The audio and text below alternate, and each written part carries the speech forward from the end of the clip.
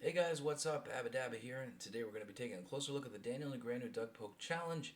This thing has been in the works for a long time, and they are finally ready to whip out their poker peens to see whose is bigger.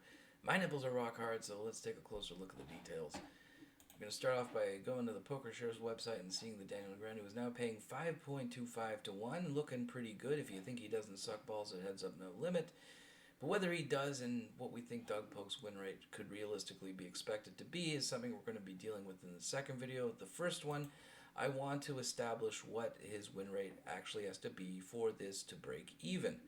And that is something that's been discussed in a few other videos from a few other people, most notably Jonathan Little. However, and I'm going to include a link to that video in the description, I think there are quite a few major oversights in the way he went about computing that figure. Now, let's just consider how he actually calculated it. And all of the ones that you see are assuming that this is just a 25,000 hand straight up match, which of course it is not. Now, we look at the rules on Upswing Poker and we can see that it has this unusual clause where whoever is losing after the first 12,500 hands has the ability to opt out without any financial penalty.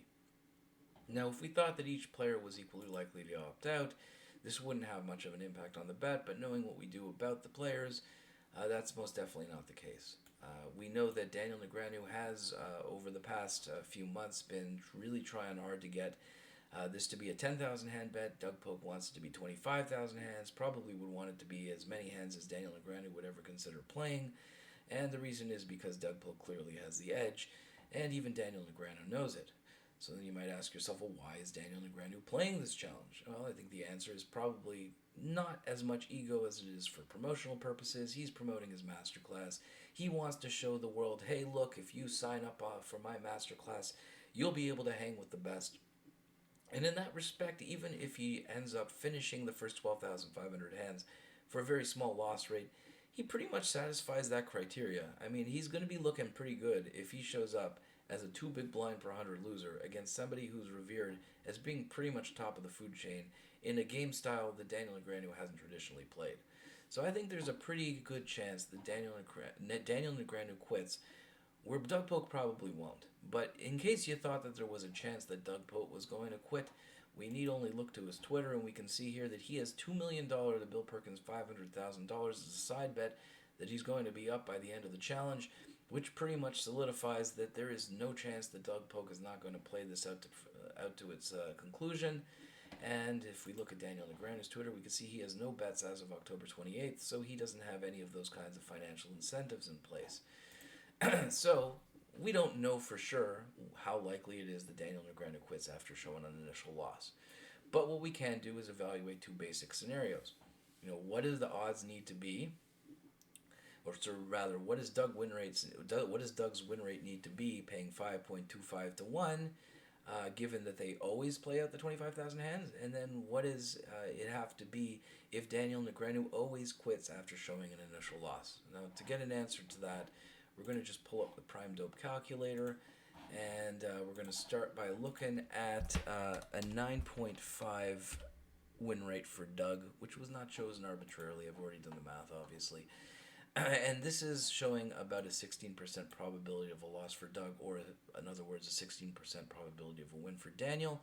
And on a bet that pays 5.25 to 1, the way you would look at what you need what you need as a probability to win, you would do 1 divided by 5.25 plus 1, because you're also getting your initial bet back.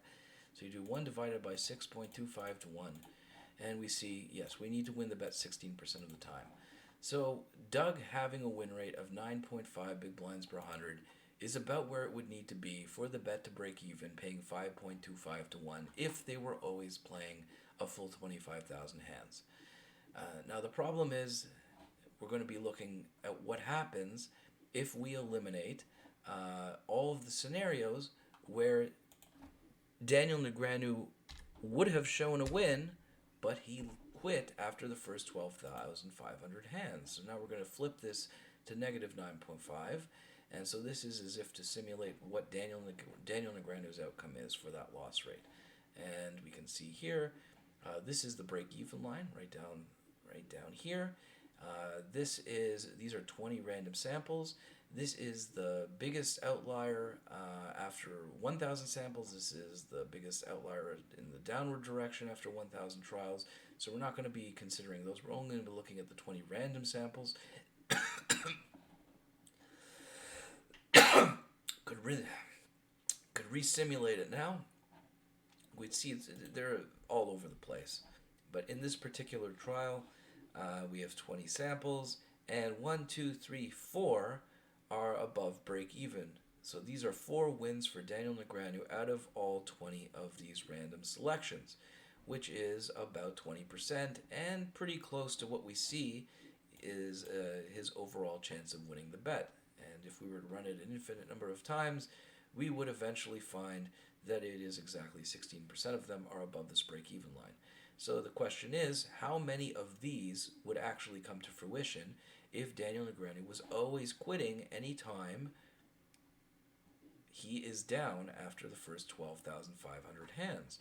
And to be able to prove that algebraically is a huge nightmare. It's not something I'm going to get into on stream, but we can actually prove this pretty easily just by simulating it over and over and over again, looking at the scatter graph, following this back to the 12,500 line, and you see this one was in fact up after 12,500 hands.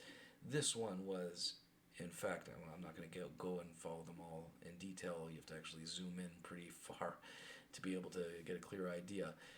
But what I've done is I've simulated this a couple dozen times, and it's about 40% of the favorable outcomes for Daniel Negreanu are never realized if he was to quit after losing over the first 12,500 hands.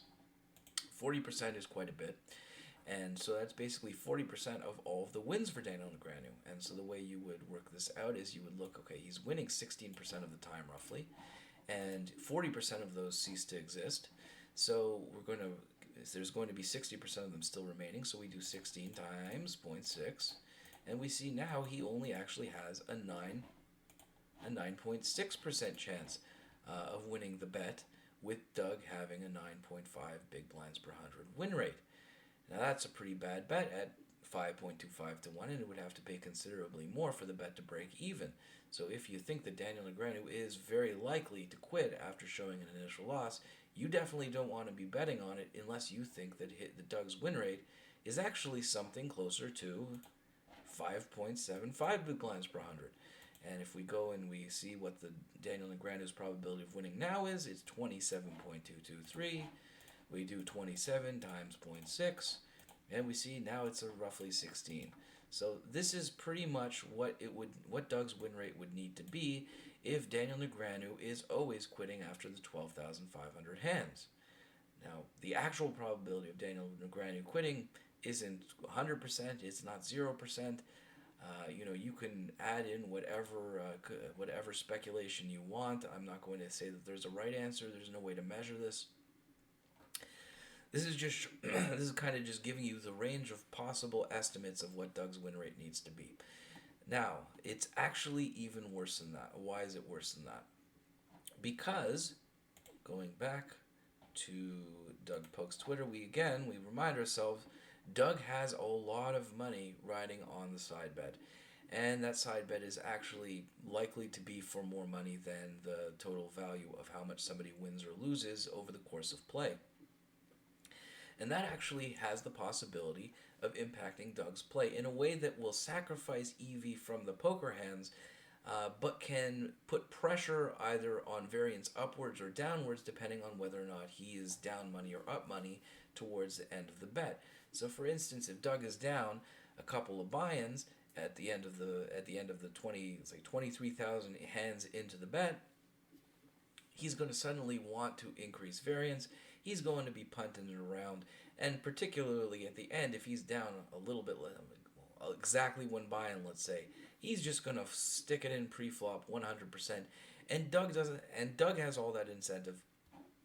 But of course, Daniel Negreanu doesn't have that same incentive, and is just going to happily accept the EV gain of having somebody punting off of a stack in the name of increasing variance. Similarly, if Doug is up by several buy-ins towards the end of the bet, he's going to be taking all sorts of variance reduction techniques that will come at the expense of some EV, but it's not going to be nearly as much as what he gains by increasing his chance of winning the side bet. So, all in all, I think we have established why he most certainly what we've established why Doug Polk's win rate actually needs to be quite a bit lower than would have otherwise been thought in order for the Daniel Negreanu bet to break even. I hope you're taking that into consideration, and stay tuned for the next video where we get into trying to estimate what Doug Polk's win rate may actually be. Hit the subscribe button if you liked it. Press the like button. I don't know. Do whatever you do for YouTube videos. This is my first video. Feel free to share a link to, I don't know. Watch the next video.